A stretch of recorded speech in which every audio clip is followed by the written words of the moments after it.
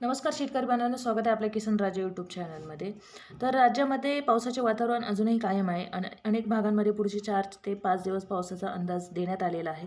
तसेच गारपिटीची शक्यता काही भागांमध्ये वर्तवण्यात आली. साधारणतः 3 एप्रिलपर्यंत गडगडाटीसह पावसाचा अंदाज वर्तवण्यात आलेला आहे. त्याचप्रमाणे गारपिटीची शक्यता वर्तवण्यात आलेली आहे. राज्यातील तापमान वाढ होत असताना पावसालाही पोषक वातावरण आहे. त्यामुळे विदर्भ असेल, मराठवाडा असेल किंवा मध्य महाराष्ट्रातील काही ठिकाणी वादळी पावसाचा अंदाज वर्तवण्यात आला आहे. तर विदर्भातील काही ठिकाणी गारपिटीची शक्यता आहे. हवामान विभागाने आज राज्यामध्ये काही ठिकाणी अंशतः ढगाळ हवामान राहण्याचा अंदाज व्यक्त केला आहे.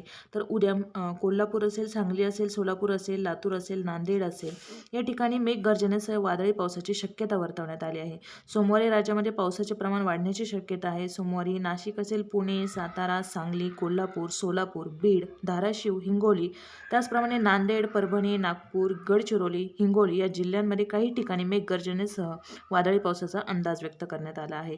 5 दिवसात पावसाची शक्यता हवामान खात्याने वर्तवलेली आहे. विदर्भ, मराठवाडा, मध्य महाराष्ट्रामध्ये पावसाचा इशारा देण्यात आला आहे. तेव्हा वादळी पावसामुळे शेती पिकाचं मोठं नुकसान होण्याची भीती आहे. शेतकऱ्यांची चिंता आता यामुळे वाढलेली आहे. त्याचप्रमाणे छत्रपती संभाजीनगरला अवकाळी पावसाचा चांगलाच तडाखा बसलेला आहे. वैजापूर तालुक्यामध्ये वादळी वाऱ्यासह जोरदार पाऊस झाल्यामुळे तेथील शेतीचं प्रचंड नुकसान झालेलं आहे. शेतातील उभी जी पिके आहे ती आडवी झालेली आहे. गहू, हरभरा, मका अशा पिकांचं मोठं नुकसान त्या ठिकाणी झालेलं आहे.